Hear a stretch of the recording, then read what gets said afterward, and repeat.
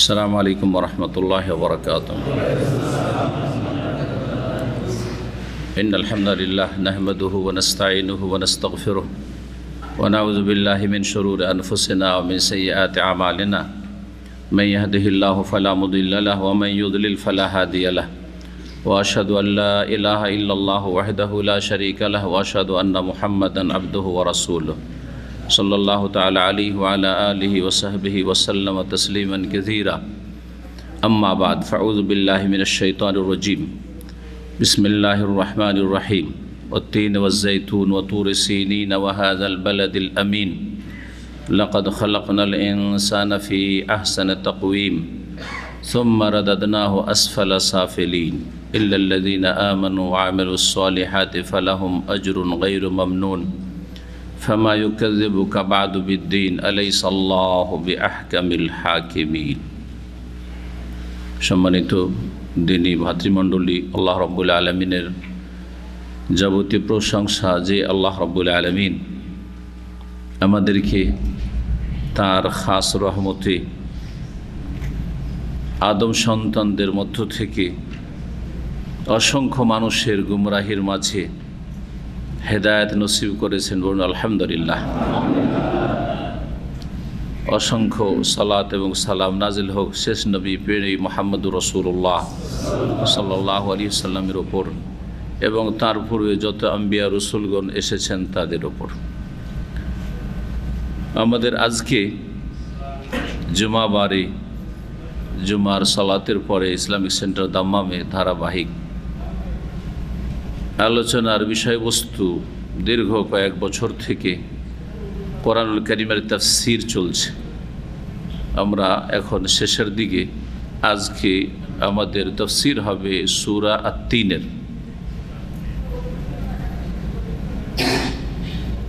এই সূরা মক্কি সূরা। রাসূলুল্লাহ সাল্লাল্লাহু আলাইহি ওয়াসাল্লামের হিজরতের পূর্বের যে 13 বছরের নবুয়তের জীবন ছিল সেই সময়গুলিতে নাজিল হয়েছে। এই সূরায় আল্লাহ রাব্বুল আলামিন তিনের কথা, জৈতুনের কথা দিয়ে শুরু করেছেন।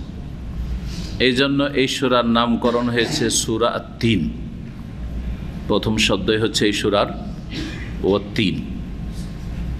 কয়েকটি বস্তুর শপথ করেছেন। প্রথম শপথ তিনের, তারপরে জৈতুনের, আর তারপরে 3 নম্বরে তুরে সেনিনের, আর তারপরে আল বালাদুল আমিনের। এই 4টি বস্তুর আল্লাহ রাব্বুল আলামিন শপথ করেছেন, কসম করেছেন। আর তারপরে কসম যে বিষয়ের জন্য করেছেন সেটা হচ্ছে লাকাদ খালাকনাল ইনসানা ফি আহসানি তাকওয়িম।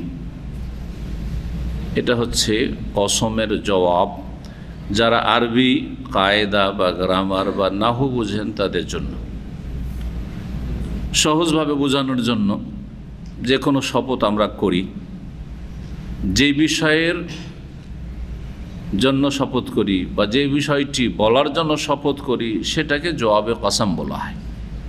কসম যেই কথার জন্য, যে বিষয়ের জন্য করা হলো সেটা হচ্ছে লাকাদ খালাকনাল ইনসানা ফি আহসানি তাকওয়িম সুম্মা রাদাদনাহু আসফালা সাফিলিন। এটি হচ্ছে বিষয়বস্তু। এখন আমরা শাব্দিক অর্থ করি, আর তারপরে অনুবাদ তর্জমা করি, আর তারপরে তাফসীর করি। কিছু কিছু আয়াতের একাধিক তাফসীর রয়েছে যেটা পরস্পর বিরোধী নয়, সেটার যে কোনো তাফসীর হতে পারে, বরং সবগুলি হতে পারে। এটা হচ্ছে কোরআনুল কারীমের অর্থের ব্যাপকতার বাস্তব প্রমাণ। সুতরাং যে আয়াতগুলি সম্পর্কে তাফসীরকারগণ একাধিক তাফসীর বর্ণনা করেছেন সেগুলি আমরা বলার চেষ্টা করব। ছোট্ট সূরা, কিন্তু তাতে অনেক গুরুত্বপূর্ণ বিষয়গুলি রয়েছে। মহান আল্লাহ ইরশাদ করছেন প্রথমে ওয়াত-তিন ওয়াজ-জাইতুন, তিনের শপথ, একটি কসম। এই তিন কাকে বলে? তিন শব্দের অর্থ উর্দু ভাষায় আঞ্জির বলে করা হয়, আর এটি বাংলা অনুবাদকরা অনেকেই বাংলাতেও আঞ্জির বলে, আঞ্জিরের শপথ, আঞ্জির ফলের শপথ এই বলে অনেকে অনুবাদ করেছেন। আবার অনেক অনুবাদ রয়েছে যেগুলিতে রয়েছে ডুমুরের শপথ, ডুমুর। কিছু কিছু অনুবাদ রয়েছে যেগুলিতে রয়েছে তিনকে তিন বলেই বলা হয়েছে, তিন ফলের শপথ। এমন একটি ফল যে ফলটি মিষ্টি হয়, মিষ্টি হয়, আর যেই ফলটি এর খুব বেশি ফলন হয় প্যালেস্টাইনে, ফিলিস্তিনে, বাইতুল মুকাদ্দাসের চারিদিকে। এই ফিলিস্তিনের কথা, যেখানে এই ফল হয়ে থাকে, সেটা বোঝানো হয়েছে তিন। কিন্তু এই বিষয়টি নিয়ে গবেষণা করলে দেখা যায় যে তিন আসলে আঞ্জির বা ডুমুর নয়, সেটা ডুমুরের মতো একটা ফল। এটা অনেক মুফাসসিরিন কেরামদের মত। এটা হচ্ছে সূক্ষ্ম কথা, তবে কাছাকাছি ফল যেহেতু, সেই জন্য এই নামগুলি দিয়ে অর্থ করা হয়েছে। জি হ্যাঁ, ডুমুরটা আমরা চিনি, তাই না? ডুমুর আমরা চিনি, কিন্তু ডুমুর না হইলেও ডুমুরের কাছাকাছি ফল আছে। অনেক ফল কাছাকাছি আছে না? জি, ডুমুরের কাছাকাছি এমন একটা ফল, যেই ফলটি প্যালেস্টাইনে বা শাম দেশে এর বেশি ফলন হয়ে থাকে। ও জৈতুন, জৈতুন জানাই আছে, জৈতুনের শপথ। দ্বিতীয় শপথ হচ্ছে জৈতুনের শপথ। জৈতুনের আল্লাহ কসম করেছেন। জৈতুন আরবিতে, যেটাকে বাংলায় কি বলা হয় বলতে পারেন? জলপাই বলে থাকে লোকেরা। জি, অলিভ ইংরেজিতে। জি হ্যাঁ, জৈতুন যেহেতু আরব দেশে মাশাআল্লাহ আপনারা থাকছেন প্রবাসী, আর আপনারা জৈতুন দেখছেন, অনেকে খাচ্ছেন। বরকতের ফল, যদিও মিষ্টি না, কিন্তু বড়ই বরকতপূর্ণ ফল। শাজারাতি মুবারাকাতিন জৈতুনাতিন লা শারকিয়াতিন ওয়ালা গারবিয়া। আল্লাহ রাব্বুল আলামিন এই জৈতুনের গাছকে কি বলেছেন? বরকতপূর্ণ গাছ। জি হ্যাঁ, সূরা নূরে আল্লাহ রাব্বুল আলামিন উল্লেখ করেছেন। এই গাছ সম্পর্কে আল্লাহ বলছে শাজারাতান তখরুজু মিন তুরে সাইনা। এই গাছের কথা তাহলে একাধিক জায়গায় কোরআন কারীমে উল্লেখ করা হয়েছে, মুবারক গাছ। এর বড় উপকারিতা রয়েছে, যেসব উপকারিতার কথা আজকাল মেডিকেল সায়েন্সের যুগে মানুষরা ভালো করে আরও বেশি জানছে, কিন্তু আমরা তার আগে কোরআন কারীম দ্বারা, রাসূলুল্লাহ সাল্লাল্লাহু আলাইহি ওয়াসাল্লাম হাদিস দ্বারা এই জৈতুনের কথা জানি। তাহলে জৈতুনের আল্লাহ শপথ করেছেন। অতুরে সেনিন, আর তৃতীয় শপথ হচ্ছে তুর পর্বতের, যা সেনিন নামক এলাকায় অবস্থিত। তুর পাহাড় জানে আছে আপনাদের, তাই না? তুর পর্বত, সেই তুর পর্বতের আল্লাহ রাব্বুল আলামিন শপথ করেছেন। সেনিন কেন বললেন এখানে? আর সূরা আল মুমিনুনের আয়াত নম্বর 20-এ আল্লাহ রাব্বুল আলামিন সেখানে বলছে ওয়াশাজারাতান তাখরুজু মিন তুরে সাইনা। সেখানে সাইনা আল্লাহ রাব্বুল বলেছেন প্রসিদ্ধ, যেটি কেরাত আমাদের ভারত উপমহাদেশে বা আরব দেশগুলিতে সেটাতে সাইনাই রয়েছে, কিন্তু অন্য অন্য কেরাতগুলিতে রয়েছে সিনাও রয়েছে।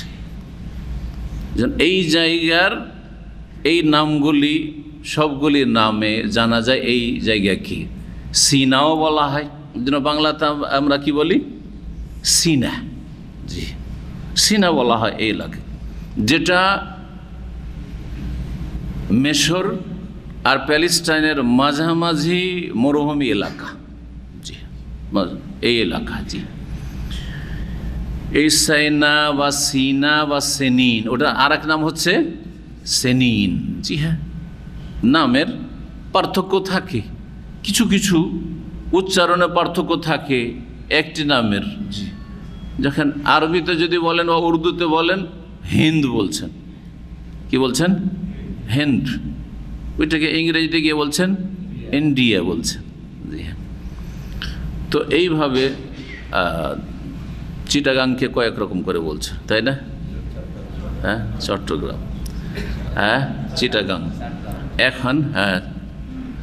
এখন নাম কিন্তু আপনাদের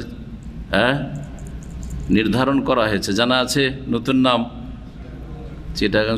ইংলিশ নাম চলবে না, ইংলিশ পরিহার করতে হবে। দেখেন আপনার দেশের মানুষ জানছেন না, বাংলায় বলতে হবে, চট্টগ্রাম বলতে হবে। জি হ্যাঁ, জি হ্যাঁ। ময়মনসিংহ এর নাম জানেন, আগের যুগের মোগল আমলের ময়মনশাহী নাম ছিল। জি হ্যাঁ।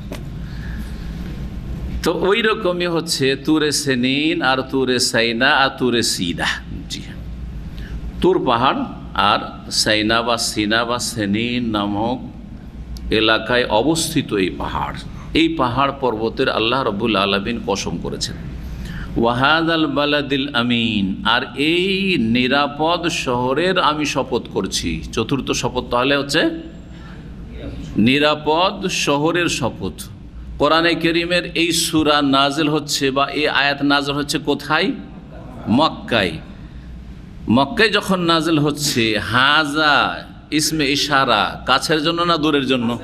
কাছের জন্য। ওয়াহাদাল বালাদিল আমিন, আল্লাহ বলছে এই যে শহর, নিরাপদ শহর, যেই শহরে এখন এই আয়াত নাজিল হচ্ছে, ওয়াহাদাল বালাদিল আমিন।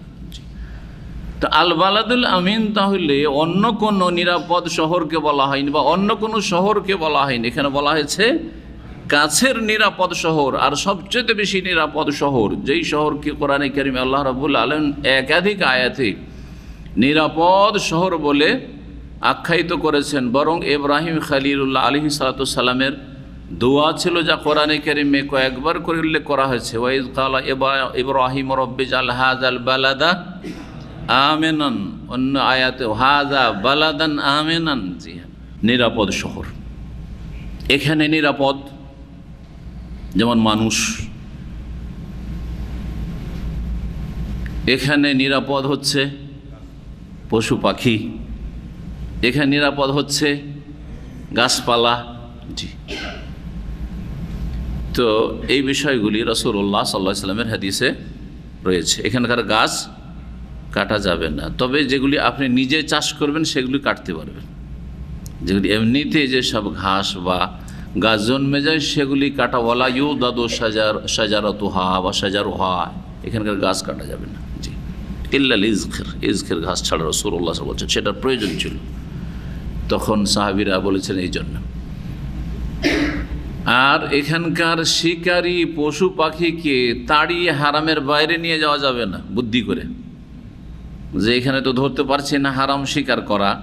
এই কবিতরগুলোতে তাড়ায় তাই মসজিদের টানে এই মসজিদে আয়েশার বাইরে নিয়ে চলে যায় হারামের। হ্যাঁ, অথবা মুজদালিফা থেকে আরেকটু এগিয়ে গেলে হারাম শেষ হয়ে যাচ্ছে, আরাফার দিকে নিয়ে চলে যায়, তারপরে ধরবো, করা যাবে না। খরগোশ, হরিণ, হ্যাঁ, যেগুলো শিকারী পশু পাখি। ওয়ালা ইউনাফারু সাইদুহা, হারিয়ে যাওয়া বস্তু অন্য জায়গা থেকে তুলে নিতে পারেন, তুলে নিয়ে 1 বছর আপনি ওই এলাকায় ঘোষণা করেন, আসলো আর তার কোয়ালিটি, ধরন, পরিমাণ বলে দিল, দিয়ে দেন, দেওয়া ফরজ, ফিরিয়ে দাও। আর যদি 1 বছর আসলো না, তাহলে ফাশানুকা বিহা, আপনার ইচ্ছা। এখন পক্ষান্তরে হারামের এলাকা আল বালাদুল আমিন এত নিরাপদ আপনার হারিয়ে যাওয়া বস্তু যে সারা জীবন সেটা আপনি ব্যবহার করতে পারবেন না, নিজের কাজে লাগাতে পারবেন না, সারা জীবন ধরে ওখানে ঘোষণা করতে আপনাকে, আর না হলে ছুবেন না আপনি। জি, আজকাল মানুষের ঈমান অধিকাংশ লোকের হারিয়ে গেছে অথবা দুর্বল হয়ে গেছে, যার ফলে 3 পয়সাতে ঈমানকে বিক্রি করে দেবে। এখন যদি এইরকমটাই হইতো তাহলে তো উঠিয়ে নিয়ে চলে যেত মানুষ, পরোয়া করতো না শরীয়তের বিধিবিধানে। সেই জন্য হারিয়ে যাওয়া বস্তুর একটা অফিস খোলা হয়েছে হারামের পাশে, আপনারা জানেন কি না? জানেন? আপনি সেখানে জমা, আপনি তো সারা জীবন ঘোষণা করতে পারবেন না, ওখানে জমা করে দেন। হারিয়ে যাওয়া বস্তু যার হারিয়েছে ওখানে খোঁজ করলে আশা করি পেয়ে যাবে। বহু ভাইদেরকে আমি জানি যাদের একামা হারিয়ে গেছে, ওখানে গিয়ে ওই কাউন্টার পেয়েছে। শপথ কয়টি বস্তুর আল্লাহ রাব্বুল আলামিন করলেন? 4টি বস্তুর। এই 4টি বস্তুর শপথ, এটা হচ্ছে তাফসির, বাহ্যিক তাফসির। কিছু কিছু ওলামায়ে কেরামরা বলেছেন যে এতে আভ্যন্তরীণ রহস্য রয়েছে, আভ্যন্তরীণ অর্থ রয়েছে। বাহ্যিক তো এ কয়েকটি বস্তুর শপথ, দুটো ফলের শপথ, আর একটা তুর পর্বতের শপথ, আর মক্কা নগরীর শপথ, বাহ্যিক এতটুকুই।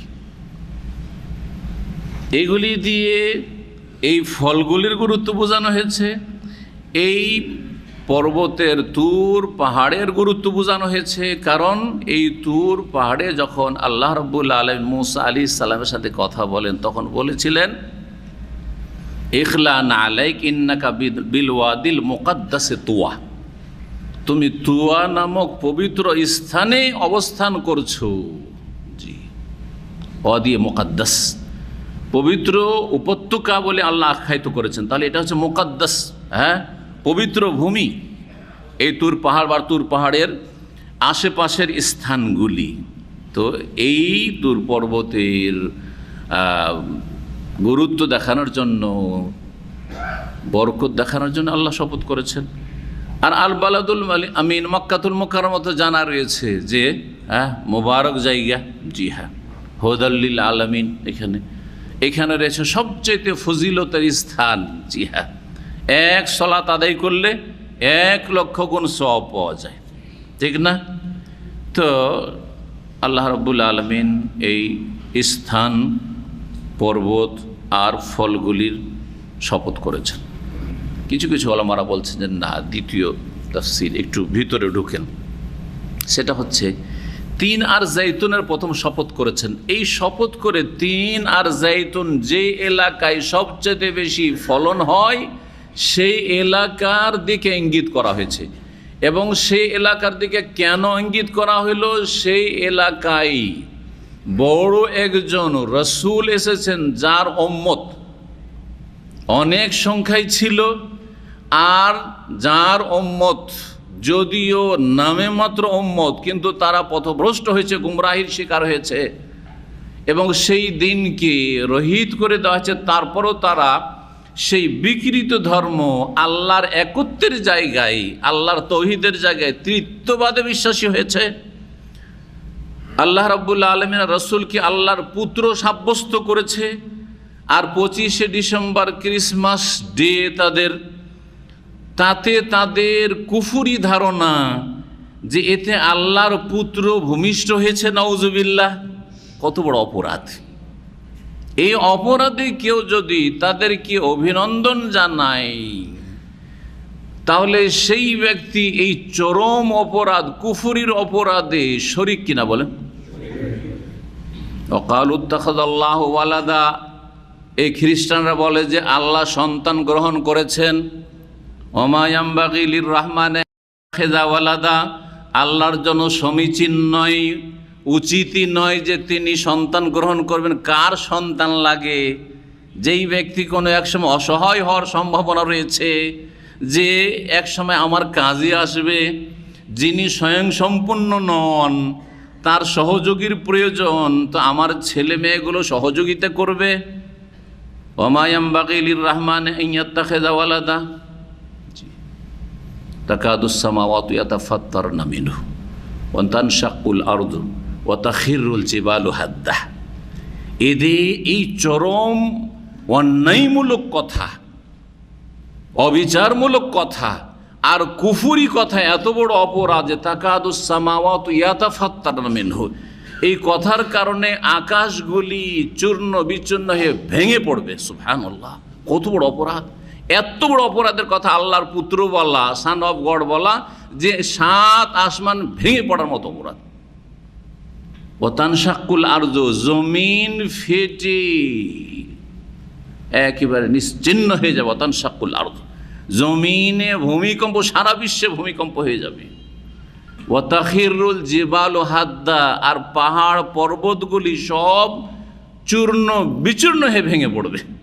সুবহানাল্লাহ, এটা যদি হইতো, আসমানগুলি ভেঙে পড়ে গেল, জমিন ধসে একবার ভূমিকম্প হয়ে শেষ হয়ে গেল, পাহাড়গুলি একবার চূর্ণ বিচূর্ণ হয়ে গেল, তাহলে আপনি থাকবেন কোথায়? আর আপনার অস্তিত্ব বা সারা বিশ্বের সমস্ত কিছুর অস্তিত্ব থাকবে নাকি? এত বড় অপরাধ হচ্ছে আল্লাহর জন্য পুত্র সন্তান সন্ততি সাব্যস্ত করা। এই অপরাধে শরীক হবেন, কোথায় যে হাসর হবে আল্লাহ ভালো জানেন। জি, বলছিলাম তিন আর জৈতুন বলে আল্লাহ রাব্বুল আলামিন তিন জৈতুন যে এলাকায় পয়দা হয়, কোন এলাকায়? সেটা ফিলিস্তিনে। আর এই ফিলিস্তিনে অধিকাংশ নবী রসুলগণ এসেছেন। শাম দেশ হচ্ছে আম্বিয়া রসুলগণের দেশ, আর বিশেষ করে ফিলিস্তিনে সবচেয়ে বড় রসুল যে কয়েকজন, 5 জন, যাদেরকে উলুল আজমে মিনা রসুল বলা হয়, দৃঢ় প্রতিজ্ঞ রসুল। আল্লাহ রাব্বুল আলামিন বলেছেন ফাসবির কামা সাবারা উলুল আজমে মিনা রসুল। তারা হচ্ছে কয়জন? 5 জন। তার একজন হচ্ছে ঈসা আলাইহিস সালাতু সালাম। তার জন্ম কোথায়? তার প্রতিপালন কোথায়? ফিলিস্তিনে। ওইদিকে ইঙ্গিত করা হয়েছে ঈসা আলাইহিস সালামের দিকে। আর অতুরে সিনিন বলে ইঙ্গিত করা হয়েছে আর একজন বড় রসুল, যার উম্মতের সংখ্যা প্রিয় নবী মুহাম্মদ রাসূলুল্লাহ সাল্লাল্লাহু আলাইহি ওয়াসাল্লামের এই উম্মতের পরে সবচেয়ে বেশি হবে, যা সহিহ হাদিস দ্বারা প্রমাণিত। তিনি হচ্ছেন মূসা কালিমুল্লাহ আলাইহিস সালাতু সালাম। তুরে সিনিন বলে মূসা আলাইহিস সালাম কিভাবে উদ্দেশ্য হইল? কিভাবে আল্লাহ উদ্দেশ্য করলেন? কারণ তুর এমন একটি পর্বত যেখানে মূসা আলাইহিস সালামের সাথে আল্লাহ কথা বলেছে। ওয়া কাল্লামাল্লাহু মূসা তাকলিমা। ইয়া মূসা, হে মূসা, ইন্নী আনাল্লাহ, আমি আল্লাহ, আল্লাহ বলছেন। তাহলে হয়ে গেল আরেকজন বড় রসুলের কথা। উলুল আজমে যে 5 জনের 2 জন। ওয়াহাদাল বালাদিল আমিন বলে কোন রাসূলের দিকে ইঙ্গিত করা হয়েছে? শেষ রাসূল সৈয়দুল মুরসালিন খাতাবুন নবীন আফজালুল বাশার মুহাম্মদুর রাসূলুল্লাহ সাল্লাল্লাহু আলাইহি সাল্লামের দিকে, যিনি ভূমিষ্ঠ হয়েছেন মক্কায়, নবুয়ত পেয়েছেন মক্কায়, নিজের জীবনের দীর্ঘ 53 বছর কাটিয়েছেন কোথায়? মক্কায়। তারপরে আল্লাহর হেকমতে, আল্লাহর নির্দেশে হিজরত করেছেন মদিনা মুনাওয়ারায়। ওয়াহাজাল বালাদিন বলে। তাহলে কয়জন হইল? 3 জন নবীর কথা হয়ে গেল। আর একজন নবী বলেছেন ইব্রাহিম আলাইহিস সালাম, চতুর্থ। ইব্রাহিম আলাইহিস সালাম তিনি এই মক্কা নগরীতে ছিলেন, তিনি ফিলিস্তিনের। হিজরত করে আসলে এর আগ থেকে কোথায়? শাম দেশে ফিলিস্তিনে। তারপরে সেখান থেকে ছেলেকে নিয়ে, ছেলের মাকে নিয়ে, হাজারকে নিয়ে আর ইসমাইল আলাইহিস সালামকে নিয়ে কোথায় আসলেন? মক্কায়। মক্কায় রেখে গেলেন, কাবা ঘর নির্মাণ করলেন বাপ বেটা মিলে। যেই কাবার তওয়াফ এবং হজ উমরা কিয়ামত পর্যন্ত হতে আছে আর হতে থাকবে ইনশাআল্লাহ। তো ইব্রাহিম আলাইহিস সালাম কতবার সেই মক্কা মুকাররমে এসেছেন, সেখানে কুরবানির সুন্নত চালু করেছেন যা কিয়ামত পর্যন্ত বহাল থাকবে। জি, হজের সুন্নত চালু, হজের ঘোষণা আল্লাহ করিয়েছেন তাকে দিয়ে, যে হজ কিয়ামত পর্যন্ত বহাল থাকবে। তো ইব্রাহিম আলাইহিস সালাম কথা হয়ে গেল। জি, আরেকজন বাঁচান নবী কে? নূহ আলাইহিস সালাম। জি, এই নূহ আলাইহিস সালাম কথা এই জন্য বলে, নূহ আলাইহিস সালামের উম্মত আর দুনিয়াতে নাই, তবে মূসা আলাইহিস সালামের উম্মত দুনিয়াতে আছে। ঈসা আলাইহিস সালামের উম্মত যদিও নামধারী উম্মত দুনিয়াতে আছে, ইহুদিরা আছে, খ্রিস্টানরা আছে, আর মুহাম্মদ রাসূলুল্লাহ সাল্লাল্লাহু আলাইহি ওয়াসাল্লাম উম্মত আছে, তাই না? আর থাকবে ইনশাআল্লাহ। বাকি থাকলে ইব্রাহিম আলাইহিস সালাম। ইব্রাহিম আলাইহিস সালামের উম্মত রাসূলুল্লাহ সাল্লাল্লাহু আলাইহি ওয়াসাল্লামের জামানায় নামে থাকলেও মক্কার মুশরিকরা ছিল, যারা বলতো আমরা দ্বীনে হানিফের অনুসারী, আমরা ইব্রাহিম আলাইহিস সালামের উম্মত। কিন্তু তার দোহাই দিয়ে, তার উম্মত হওয়ার দোহাই দিয়ে কী করতো? প্রতিমা পুতুল পূজা করতো, কাবার চারিদিকে 360 মূর্তির পূজা করছে।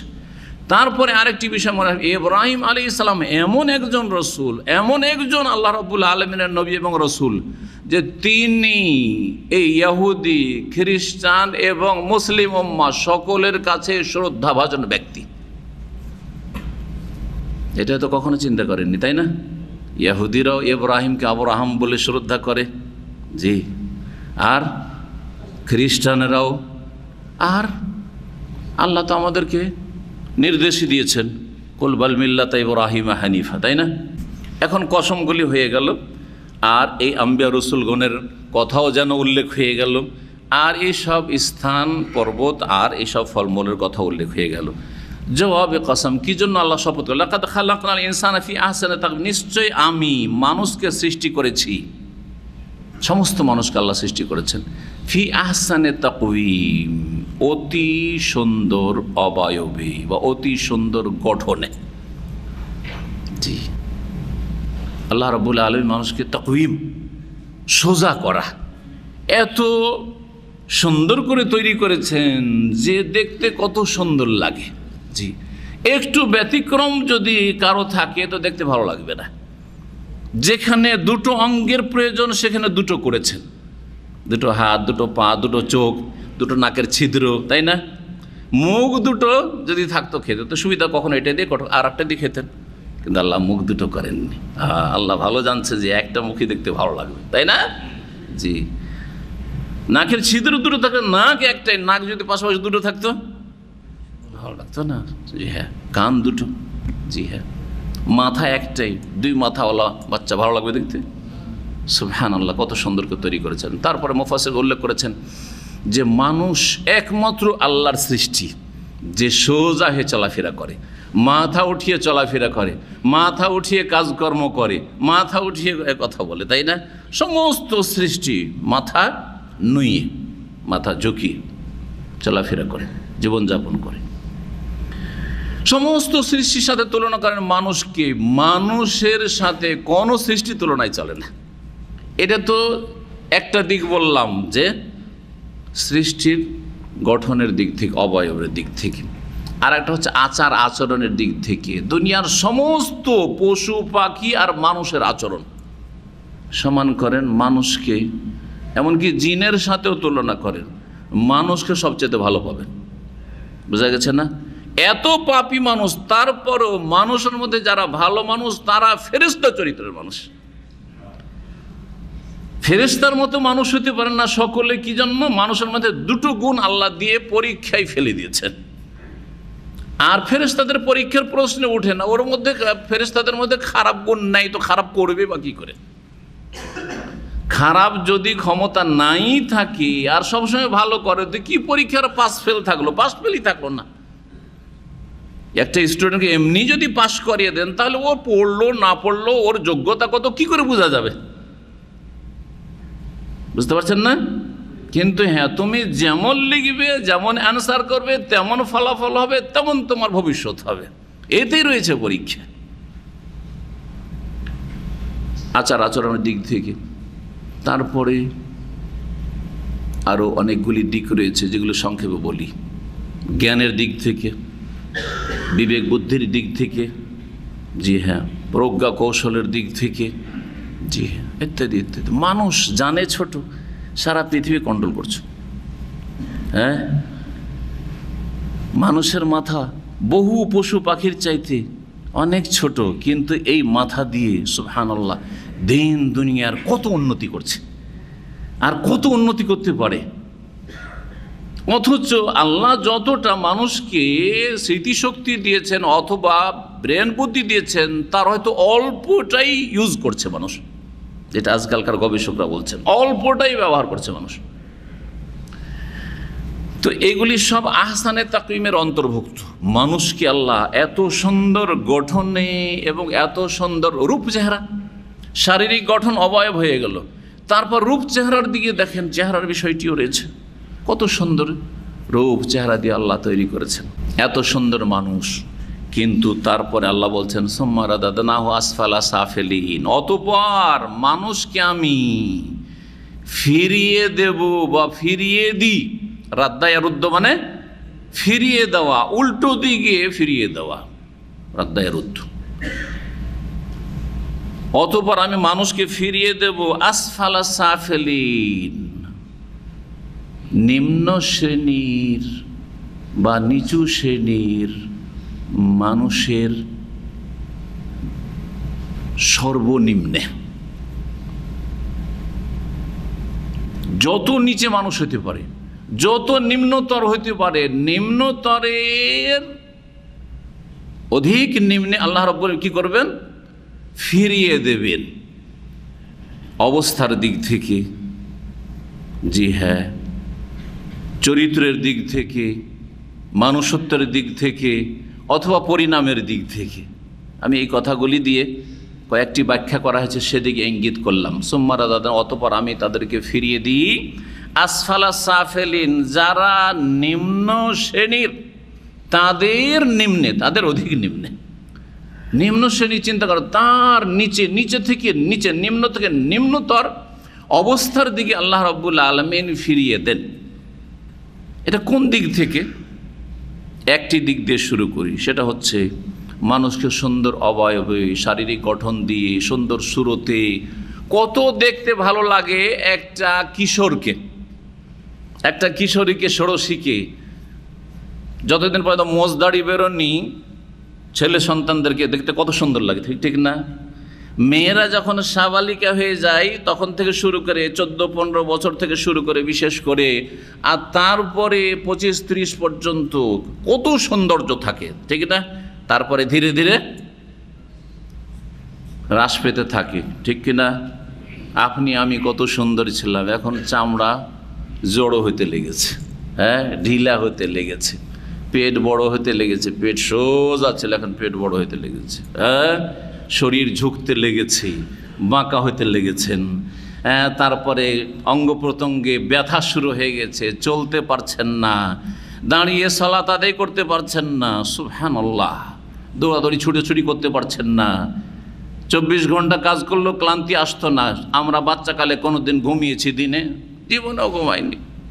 কিন্তু আজকাল যদি দুপুরবেলা একটু রেস্ট না করে বিকালে ডিউটি করা মুশকিল একবার। কত দুর্বল আল্লাহ করেছেন, ঠিক কিনা? তাহলে বার্ধক্যকে বোঝানো হয়েছে এখানে। আসফালা সাফিন বলতে আয়ুর দিক থেকে বোঝানো হয়েছে যে নিম্ন থেকে নিম্ন স্থানে আল্লাহ রাব্বুল আলামিন নামিয়ে দেন এমন একটা, যেটা আরজালুল ওমর বলা হয়। আরজালুল ওমর বলা হয় নিষ্ক্রিয় আয়ুকে। এমন একটা আয়ুতে পৌঁছে যাওয়া যখন মানুষ কি হয়ে যায়, নিষ্ক্রিয় হয়ে যায়, কোনো কাজকর্ম করতে পারে না, কিছু উঠাতে পারে না, নিজের খাবারটা ভালো করে খেতে পারে না, পেশাব পায়খানা ঠিকভাবে যেতে পারে না, বাথরুমে যেতে পারে না, একেবারে অসহায় হয়ে পড়ে। তারপরে ছোট বাচ্চার মতো সামান্য কথায় কান্না শুরু করে দেয়। ছোট বাচ্চার যেমন 5 মিনিট খাবারে দেরি হইলে একবারে ছটপট করে কান্না শুরু করে, তেমন হয় না 80-90 বছর বয়স হলে? আসফালা সাফিলিন। জি হ্যাঁ, তফসির একটা অন্যদিকে তফসির চলে গেল। দ্বিতীয় তফসির শুনে সোম্মারা দাদা না আসফালা সাফিলিন, অতঃপর মানুষকে আমি ফিরিয়ে দিই কোন দিকে? একেবারে নিম্ন থেকে নিম্ন স্থানের দিকে, অবস্থার দিকে। কোন দিক থেকে? দিনের দিক থেকে, মানুষত্বের দিক থেকে, আখলাক আচরণের দিক থেকে। মানুষকে কত সুন্দর করে আল্লাহ সৃষ্টি করলেন, কত বিবেক বুদ্ধি দিলেন, হিতাহিত জ্ঞান দিলেন, ভালো মন্দের বিচার করতে পারে, এমনকি তৌহিদের ক্ষেত্রে ভালো বিচার করতে পারে, যে আল্লাহর একত্ব হচ্ছে ভালো আর বহুত্ব হচ্ছে খারাপ। আমার যদি মালিক কয়েকজন আর সবাই দাদাগিরি করে, কত পেরেশান হয়ে যাব। কিন্তু একজন মালিক থাকে, তার হুকুমটা মানলেই আমার জন্য নাজাত, সফলতা, তাই না? এইটা বুঝছেন তো তৌহিদ বুঝবেন না? কবর মাজারে যাবেন, আরে কবর মাজারে এত চালাক চতুর মানুষ, এত জ্ঞানী মানুষ, তারপরে মাজারে আপনাকে ছেলে চাইতে যেতে হয়, আর রোগের আরোগ্য চাইতে যেতে হয়, আর ওই কবরওয়ালার কাছ থেকে আশা করেন তাদের কাছ থেকে এদের দান। কেন? কুকুর তো চাইতে যায় না, বিড়াল শৃগালে তো লাগে না, পশু পাখি তো লাগে না যে বাচ্চা লাগবে সুতরাং মাজারে যেতে হবে। দেখেছেন কোনো পশু পাখিকে যেতে? এই জন্যই তো আল্লাহ বলেছেন এক শ্রেণীর মানুষকে উলাইকা কাল আনআমি বাল হুম আদাল, এরাই হচ্ছে চতুষ্পদ জন্তুর মতো, বরং তার চাইতে বেশি অধম, তার চাইতে বেশি একেবারে পথভ্রষ্ট। জি, এরা হচ্ছে আসফালা সাফিলিন। দুনিয়ায় তাহলে আকীদা, আমলে, আখলাকে, চরিত্রে, মানুষত্ব রক্ষা করার ক্ষেত্রে কি হয়ে গেল? আসফালা সাফিল, একবার নিম্ন থেকে নিম্ন স্থানে পৌঁছে গেছে। জি হ্যাঁ, যখন সেদিকেই সে বেড়ে গেছে তখন আল্লাহ জবরদস্তি বাধা দেননি, আল্লাহ জবরদস্তি ঠেলেও দেননি, জবরদস্তি বাধাও দেননি। কিন্তু জি হ্যাঁ, এতেই রয়েছে আমাদের পরীক্ষা। সোমাদাদ আসফালা সাফিলিন দ্বিতীয় তাফসির। তৃতীয় তাফসিরটা দ্বিতীয় তাফসিরের কাছাকাছি। এই দুনিয়ার এই অবস্থাকে বোঝানো হয়নি, ইমান আখলাকের অবস্থাকে বোঝানো হয়নি, বরং পারলৌকিক অবস্থাকে বোঝানো হয়েছে। এই মানুষকে উত্তম গঠন দিয়ে, শারীরিক গঠন দিয়ে, উত্তম অবয়বে, উত্তম সুরতে আমি সৃষ্টি করেছি, অতঃপর ফিরিয়ে দেব এক শ্রেণীর মানুষকে আসফালা সাফেলি, নিম্ন থেকে অধিক নিম্ন স্তরে। কোথায়?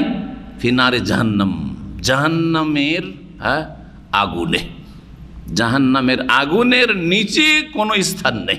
ইন্নাল মুনাফিকিনা ফি দারকিল আসফাল মিনান নার, জাহান্নাম এমনি সব কিছুর নিম্নে, আর মুনাফিকরা একেবারে জাহান্নামের নিম্ন স্তরে বসবাস করবে। আল্লাহ কোরআন কারীমে ইরশাদ করেছেন। তাহলে জাহান্নামীদের কথা এখানে বলা হয়েছে, যারা দুনিয়ায় ঈমান আমল থেকে দূরে থাকবে, তাদেরকে জাহান্নামের নিম্ন থেকে নিম্ন স্থানে আল্লাহ ফিরিয়ে দেবে। হয়ে গেল তাহলে তিনটি তাফসীর, কোনো বিরোধ নেই, সবটাই হইতে পারে। ইল্লাল্লাযীনা আমানু, তবে যারা বিশ্বাসী, ঈমানদার, ঈমান যা আল্লাহ বিশ্বাস করতে বলেছেন তার প্রতি বিশ্বাস করবেন, যার প্রতি আল্লাহ ঈমান নিয়ে আসতে তার প্রতি ঈমান নিয়ে আসবেন। তার মধ্যে মূলত 6টি বিষয় হচ্ছে ঈমানের স্তম্ভ। আল্লাহর প্রতি ঈমান, ঈমান বিল্লাহ ও মালায়েকা, মালায়েকার প্রতি ঈমান, ফেরেশতার প্রতি ঈমান, আর অকুত আল্লাহর কিতাবসমূহ, রসুলগণের প্রতি, পরকালের প্রতি, আর ভালো মন্দ তকদিরের প্রতি। আর বাকি যেগুলি ঈমানের বিষয় রয়েছে, বিশ্বাসের আরও অনেক বিষয় রয়েছে, সেগুলি এই 6টির অন্তর্ভুক্ত। 6টি বিশ্বাস করলে বাকিগুলো বিশ্বাস করতে হবে। 6টির মধ্যে যখন কিতাব বিশ্বাস করেন, কিতাবে যদি দাজ্জাল আর ইয়াজুজ মাজুজের প্রমাণ থাকে সেটা বিশ্বাস করতে হবে। রসুল যদি বিশ্বাস করেন সাল্লাল্লাহু আলাইহি ওয়াসাল্লাম, তো রাসূলুল্লাহ সাল্লাল্লাহু আলাইহি ওয়াসাল্লাম যদি মাহদির কথা বলেন সেটা আপনাকে বিশ্বাস করতে হবে। জি, কবরের আযাবের কথা বলেন সেটা বিশ্বাস করতে হবে। হবে না? হবে না? জি হ্যাঁ। ওহীর কথা বলেন, বিশ্বাস করতে হবে। তাহলে এগুলি সব ওর মধ্যেই, ওর মধ্যে শাখা প্রশাখা এগুলি। মূল 6টা মনে রাখতে হবে। ইল্লাল্লাযিনা আমানু, তাহলে ঈমান, এমন ঈমান যেটা শিরক মুক্ত, এমন ঈমান যেটা কুফরির বিপরীত, কুফরি মুক্ত, এমন ঈমান যেটা নেফাক কপটতা মুক্ত। আপনার ঈমানে যেন ভেজাল মুনাফিকি না থাকে, কুফরি না থাকে। ঈমান ভঙ্গকারী জাতিতে মুসলিম, কিন্তু ঈমান ভঙ্গ করে বসে আছে। আপনি আল্লাহর আসমানি বিধানে বিশ্বাসী না, আপনি গণতন্ত্রে বিশ্বাসী।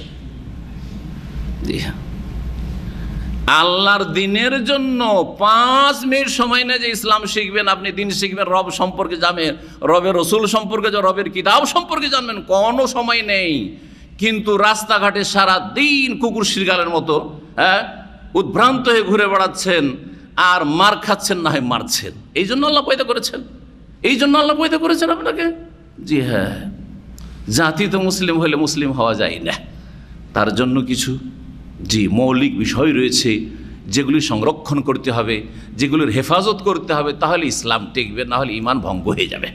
আর ঈমান ভঙ্গকারী অনেকগুলি বিষয় রয়েছে, তার মধ্যে প্রসিদ্ধ 10টি বিষয়, যেটা প্রত্যেক মুসলিমের জন্য জানা জরুরি, যাতে করে তার ঈমান অজান্তে নষ্ট না হয়ে যায়। অজান্তে আপনার ঈমান নষ্ট। আপনি মনে করছেন আমি নামাজ রোজা করছি, প্রতি বছর হজে আসছি, যাকাত দিচ্ছি, আর কি লাগে, বাকি আপনি গায়রুল্লাহকে সিজদা করছেন, মাজারে বিশ্বাসী, পীরে বিশ্বাসী, পীরদের কেরামতের নামে শিরকি কুফরি ধ্যান ধারণা বিশ্বাসী, হলুল আকিদা, আপনার তাসাউরের শেখ ফানা ফিল্লান আকিদায় বিশ্বাসী, আপনি আল্লাহর ওলিরা আল্লাহতে ফানা হয়ে যায়, বিলীন হয়ে যায়, এসব কুফরি আকিদায় বিশ্বাসী। আপনি কোথায় আপনার ঈমান আছে? কিচ্ছু নেই, শেষ হয়ে গেছে। ঈমানদার হইতে হবে। ও আমেলুস সলিহাত, আর ঈমানের দাবি করলে হবে না শুধু মুখে মুখেই, বরং ভালো কাজগুলির মাধ্যমে প্রমাণ করে দিতে হবে যে আমার অন্তরে ঈমান আছে। ঈমান আছে সেই জন্য ফজরে হাজির, ঈমান আছে এই জন্য 5 ওয়াক্ত সালাতের হেফাজত করি, আগে সালাত তারপর আবার দুনিয়ার কাজ। ঈমান আছে বলে আমি একটা পয়সা হারাম খাই না, ঈমান আছে বলে আমি জুলুম করি না, ঈমান আছে বলে বাপ মায়ের হক আদায় করি, ঈমান আছে বলে যে কোনো মানুষের সাথে আমি ভালো আচরণ করি, ইত্যাদি জীবনের সার্বিক ক্ষেত্রে। ও আমেলুস সালেহ, ভালো কাজগুলি করবে। যারা ঈমানদার হয়ে সৎকর্মশীল হবে, ফালাহুম আজরুন গায়রু মামনুন, তাদের জন্য আজর মানে কি? আজর মানে কি? প্রতিদান, পুরস্কার, পুরস্কার রয়েছে। কেমন পুরস্কার? গায়র মামনুন। গায়ের মানে না, গায়ের মানে কি না, শাব্দিক অর্থ করি। আজরুন মানে পুরস্কার হয়ে গেল, আর গায়ের মানে না হয়ে গেল। আর মামনুন মানে হচ্ছে মাকতুউন, যেটা অবিচ্ছিন্ন, জি নিরবচ্ছিন্ন, যেটা ছিন্ন হওয়ার নয়, যেটা অশেষ। সহজ ভাষায় কি বলবো? অশেষ, শেষ হওয়ার নয়। মামনুন মানে মাকতুন মানে শেষ, যেটা হয়ে যায় একসময় স্টপ, থেমে গেল। আর গায়ের মানে না, মানে যেটা অশেষ, শেষে লাগিয়ে দিলে কি হয়ে গেল, যেটা শেষ হয় না, ঠিক ওই রকমই হচ্ছে গায়র মামনুন। তাদের জন্য অশেষ পুরস্কার রয়েছে, এমন পুরস্কার রয়েছে গায়র মামনুন, যেটা শেষ হওয়ার নয়, কখনো শেষ হবে না। জান্নাতের নিয়ামত রয়েছে যেটা কখনো শেষ হবে না। জান্নাতের নিয়ামত রয়েছে যেটা কখনো শেষ হবে না, মুমিনদের জন্য, সৎকর্মশীলদের জন্য। মামনুনের প্রসিদ্ধ অর্থ হচ্ছে মাকতুন। জি হ্যাঁ, ইসিম মাফুলের সেগা। তাহলে এটা হচ্ছে প্রসিদ্ধ তাফসির, কিন্তু একটা আপনাদেরকে নতুন তাফসির শোনাবো, যেটা কোনো অনুবাদক হয়তো করেনি। আল্লামা ইবনে উসাইম রাহিমাতুল্লাহ আলাইহি আম্মা পারা তাফসিরে এই তাফসিরটি উল্লেখ। এর আর একটি অর্থ হইতে পারে, সেটা হচ্ছে এটি মিন্নাতুন থেকে এর উৎপত্তি হতে পারে। মিন্নাতুন থেকে মান্না, এমন মানে এহসান করা, এহসান করার পরে এ খোঁটা দেওয়া। এহসান করার পরে কি করা? খোঁটা দেওয়া। কোরআন কারিমে সূরা বাকারাতে বা আয়াতগুলি তো রয়েছে। জি হ্যাঁ, সুম্মা লা ইউতবিউনা মাউন আনফাকু মান্না ওয়ালা আযা। যারা মানুষকে দান খেরাত করে তারপরে যেন মন মানে খোঁটা না দেয়, ওয়ালা আযা আর কষ্ট না দেয়। অর্থাৎ ছোট ভাইদেরকে মানুষ করেছেন বা বোনকে মানুষ করে বিয়ে শাদী দিয়েছেন, অথবা বড় ভাইয়ের কোনো সময় অভাব ছিল উপকার করেছেন, অথবা শ্বশুর সাহেবের কোনো সময় উপকার করেছেন, তারপরে খোঁটা দিচ্ছেন যে আপনি ভুলে গেছেন এক সময় যে আপনার পাশে দাঁড়িয়েছিলাম আমি, আপনার তো কেউ হয়নি, আপনার ছেলে তো কাজে আসেনি, আমি জামাই হয়ে আপনার কাজে এসেছিলাম। এটা হচ্ছে খোঁটা দেওয়া। সমস্ত আমল নষ্ট হয়ে যাবে। কি হয়ে যাবে?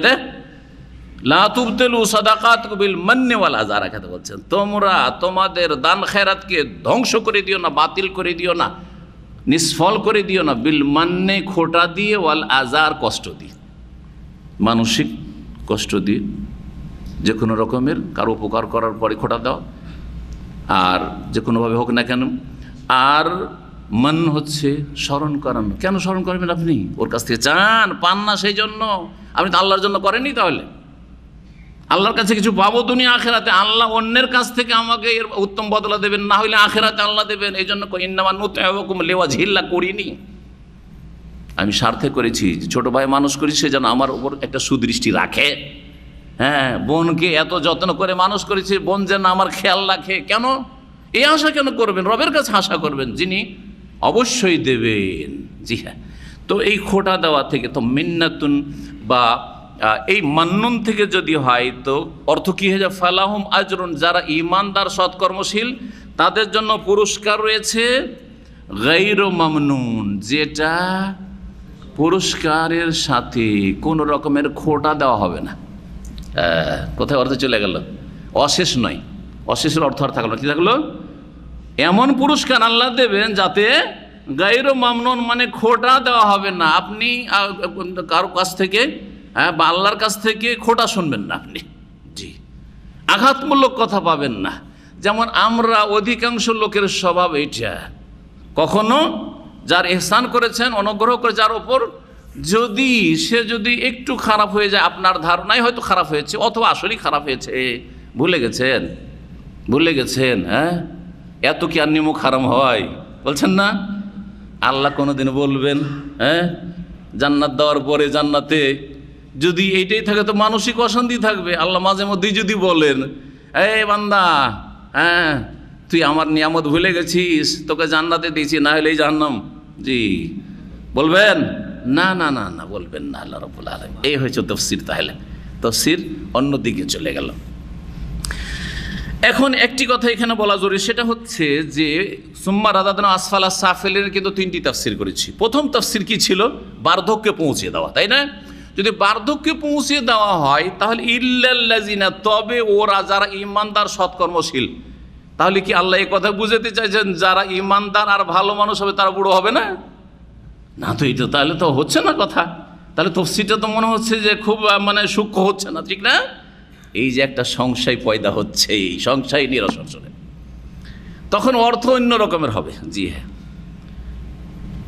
অর্থ তখন অন্যরকম। ইল্লাল্লাযীনা আমানু ওয়া আমিলুস সালিহাতি ফালাহুম আজরুন গায়রু মামনুন সুম্মা রাদাদনা আসফালা সাফিলিন। আল্লাহ রাব্বুল বার্ধক্যে পৌঁছে দেন, বার্ধক্যে পৌঁছে দেন। তবে ইল্লাল্লাযীনা আমানু, বার্ধক্যে পৌঁছলে কি হয়? যেইভাবে যৌবনকালে একজন নেক মানুষ ইবাদত বন্দেগী করতে পেরেছে, দিনের খেদমত করতে পেরেছে, বুড়ো হওয়ার পর আর পারছে না, বৃদ্ধ হওয়ার পরে যে হ্যাঁ হয়তো হার্টের রোগে আক্রান্ত, কথা বলা নিষেধ, গেল দাওয়াতি কাজ বন্ধ, তাই না? চোখের সমস্যা হয়ে গেল, আর পড়তে পারে না, কথা ঠিক কিনা? হাত পায়ে এমন ব্যথা যে আর দাঁড়িয়ে সালাত আদায় করতে পারে না, শরীর এমন অসুস্থ সারা জীবন তাহাজ্জুদ পড়ে এসে আর তাহাজ্জুদ পড়তে পারে না, হ্যাঁ, সুগারের রোগী আর সোমবার বৃহস্পতিবার যৌবনকাল থেকে রোজা রেখে আসছিল, সিয়াম পালন করছিল, রোজা রাখা নিষেধ, না ভাই রোজা রাখেন না তো আপনি, ডাক্তার বলছে। এতগুলি যে আমল আগে করছিল যৌবনকালে, সুম্মা রাদাদনা আসফালা সাফিলিন, যখন সে বার্ধক্যে পৌঁছে গেল তখন তো এগুলো করতে পারছে না, তো নেকি কি বন্ধ হয়ে যাবে? আল্লাহ বলছেন গায়রু মামনুন ইল্লাল্লাযীনা আমানু, যারা যৌবনকাল থেকে 15 বছর থেকে ইমানদার ছিল, তখন চয়েস করে ইমানদার, জন্মসূত্রে ইমানদার তো ছিলেন, কিন্তু সাবালক হওয়ার সাথে সাথে বাই চয়েস আপনি ইমানদার এবং সৎকর্মশীল, ফরজ ওয়াজিব আদায় করেছেন, হারাম নাজায়েজ থেকে বেঁচে থেকেছেন। তারপরে বুড়ো হওয়ার পরে যদি এই আমলগুলি নাও করতে পারেন, প্রিয় নবী মুহাম্মদ রাসূলুল্লাহ সাল্লাল্লাহু আলাইহি ওয়াসাল্লামের অনেকগুলি হাদিস রয়েছে, জানা আছে না?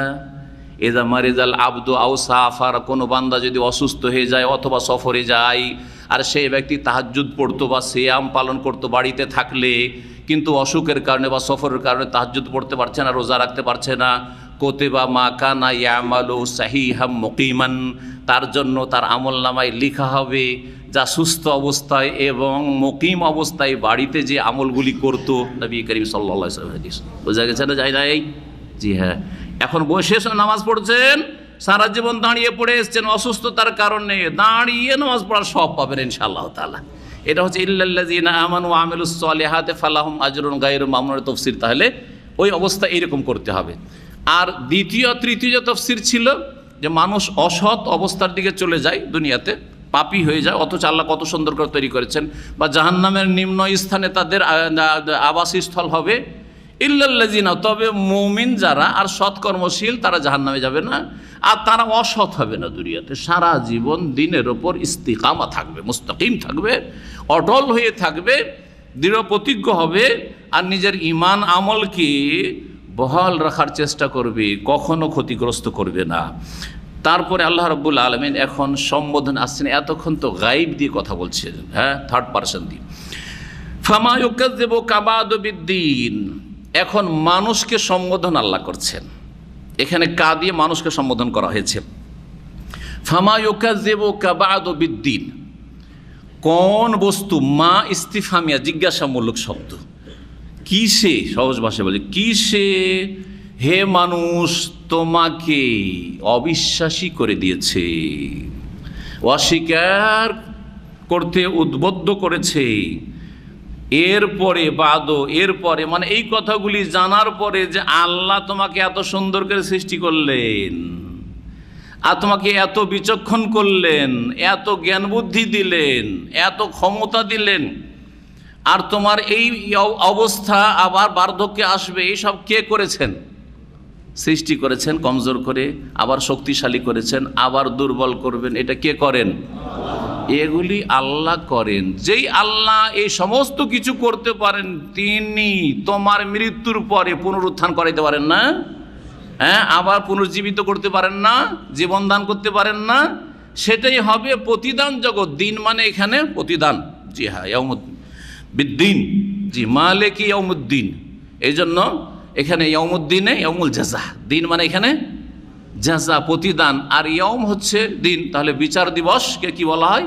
ইয়াউমুদ্দিন বলা হয় বা ইয়াউমুল জাযা বলা হয়। তো কিসে তোমাকে অবিশ্বাসী হতে উদ্বুদ্ধ করেছে, এরপরে বিদ্দিন, প্রতিদান সম্পর্কে, যে কিয়ামতের দিনে বিচার দিবসে বদলা দেওয়া হবে এই সম্পর্কে। কেন অবিশ্বাস করছো আখিরাতকে?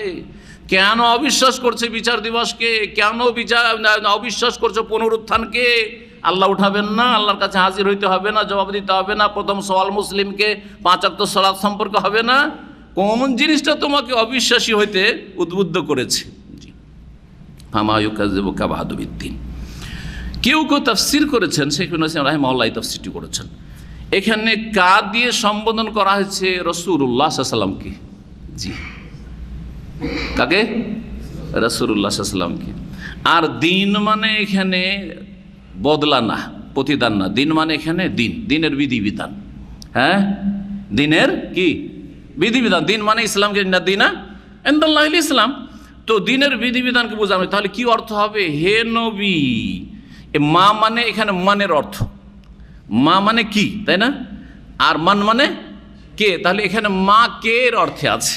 আর এটা অনেক সময় হয়, আপনি কি মানে আপনি কে, অনেক সময় বলি আপনি কি, যে মানে আপনি কে। তো আরবিতে বিশেষ করে মা কখনো কখনো মানের অর্থে হয়ে থাকে। তো ফামা ইউকাযযিবুকা, হে নবী তোমাকে কে আছে যে অবিশ্বাস করছে, মিথ্যা মনে করছে, এরপরেও বিদ্দিন, দিনের ক্ষেত্রে, ধর্মের ক্ষেত্রে। এতদিন তোমাকে সাদেক আর আমির বলল মক্কার কাফেররা, সত্যবাদী বলল। এখন যখন দিনের কথা নিয়ে আসলে, তৌহিদের কথা নিয়ে আসলে, ইসলামের কথা নিয়ে আসলে, ওয়াহির কথা নিয়ে আসলে, তখন এরা কে যারা তোমাকে মিথ্যা মনে করছে বা মিথ্যুক বলে আখ্যায়িত করছে। কাযাবা কাযাবা মানে মিথ্যুক বলে আখ্যায়িত করা, মিথ্যা প্রতিপন্ন করা। দ্বিতীয় তাফসীর হতে পারে আলাইসাল্লাহু বিআহকামিল হাকিমিন, আল্লাহ কি সমস্ত বিচারকদের মহাবিচারক নন, সর্বোত্তম বিচারক নন? জি অবশ্যই, জি হ্যাঁ। এখানে আল্লাহ কি করছেন? জিজ্ঞেস করছেন, আল্লাহ কি সমস্ত বিচারকদের মহাবিচারক বা শ্রেষ্ঠ বিচারক নন? এটা এই জিজ্ঞাসা দুই রকম, একটা হচ্ছে তাকরীর, একটা হচ্ছে ইনকার, অস্বীকারমূলক, আর একটা হচ্ছে স্বীকৃতিমূলক। এটা স্বীকৃতিমূলক না অস্বীকারমূলক? মানে হ্যাঁ, আল্লাহ হচ্ছেন আহকামুল, সমস্ত বিচারকদের জি সর্বোত্তম বা শ্রেষ্ঠ বিচারক। জি হ্যাঁ, আহকামুল হাকিমিন। তাহলে বুঝে নিলেন। এইখানে এর উত্তরে তিরমিজিতে, আবু দাউদ একটি হাদিস রয়েছে, যে হাদিসে রয়েছে একটি বাক্য বলার কথা, জানেন? বালা ওয়া আনা আলা যালিক মিনাশ শাহিদিন, বালা হ্যাঁ, ওয়া আনা আলা যালিক মিনাশ শাহিদিন, আমি এর সাক্ষ্য প্রদানকারীদের অন্তর্ভুক্ত। হাদিস তিরমিজি আবু দাউদে রয়েছে, কিন্তু হাদিস সহিহ নাই, জয়ীফ, দুর্বল। এই দুর্বল হাদিসের ওপর দেখেন হানাফিরা আবার এটা আমল করেনি। আমিনও বলে না, তো এটাও বলে না, ঠিক না? আমিন বলার সহিহ হাদিস আছে, আমিন আসতে বলবো বলে বলেই না অনেকে, তাদের এক ভুল। এই জয়ীফের চর্চাটা আমাদের দেশে হানাফি সমাজের নাই, কিন্তু আহলে হাদিসদের মাঝে এক সময় জয়ীফ সহির তাহাকি গবেষণার অভাব ছিল, যার ফলে অনেক তাদের নামাজ শিক্ষা বইগুলোতেই বলা ওয়ানা আলা যালিক মিনাশ শাহিদিন শিখিয়েছে, বা মসজিদে বলার প্রচলন ওই ছোট থেকে আমরা শুনে শুনে শিখেছি। হাদিস হচ্ছে জয়ীফ, সুতরাং এর ওপর আমল করা চলবে না। সে আহলে হাদিস করুক আর হানাফি করুক, আমাদেরকে সহিটা মানতে হবে, ভুলটা ছেড়ে দিতে হবে। সুতরাং এই সূরার শেষে ইমামও বলবে না, মুক্তাদিও বলবে না, বালা ওয়ানা আলা যালিক মিনাশ শাহিদিন এটা বলবে না। এখানে আরেকটি কথা রয়েছে, সেটা হচ্ছে আহকাম শব্দটি, আহকামুল হাকিমিন, এই বা হাকিমিন, হাকিম হা কাপ মিম মাদ্দা, আর আহকামেরও হা কাপ মিম মাদ্দা, ঠিক না? তো এটা হুকুম থেকে, তাহলে বিচারক অর্থ হইল। হুকুম থেকে যদি হয় এর, তাহলে অর্থ কি হবে? এর উৎপত্তি যদি হুকুম থেকে হয় তাহলে বিচারক। বিচারকদের মহাবিচারক কি আল্লাহ রাব্বুল আলামিন নন? এটা তো অর্থ করলাম। ইবনে ইউসাইমিন রাহিমাহুল্লাহ আলাই দ্বিতীয় একটি তাফসীর করছেন যে এটি হুকুম থেকেও হতে পারে, আবার হিকমা থেকে হইতে পারে। কারণ হিকমত শব্দ হা কাপ মিম রয়েছে, আছে না? ওমা ইউতাল হিকমাতা ফাকাদ উতিয়া খাইরান কাসীরা। হিকমত মানে প্রজ্ঞা, হিকমত মানে জ্ঞান। জি হ্যাঁ, বিশেষ করে আল্লাহ প্রদত্ত জ্ঞান, কোরআন সুন্নাহর জ্ঞান, কোরআনের সাথে যখন এসছে হিকমা ওয়াল্লামুহুল কিতাব ওয়াল হিকমা, তখন ওখানে হাদিস বা সুন্নাহকে বোঝানো হয়েছে। তাহলে এখানে আল্লাহ রাব্বুল আলামিন হাকেমও এবং হাকিমও। আল্লাহ রাব্বুল আলামিন বিচারকদের মহাবিচারক কি নন, ঠিক তেমনি আরেকটি তাফসীর আল্লাহ রাব্বুল আলামিন প্রজ্ঞাবানদের মহাপ্রজ্ঞাবান কি নন, জি হ্যাঁ, মহাবিজ্ঞানময় নন, জি হ্যাঁ, হিকমা থেকে, জি হ্যাঁ। আল্লাহু আলাম। এখানে আজকের তাফসীর শেষ করছি। ওয়া সাল্লাল্লাহু ওয়া সাল্লাম আলা মুহাম্মদ ওয়া আলা আলিহি ওয়া সাহবিহি আজমাইন ওয়া জাযাকুমুল্লাহু খাইর।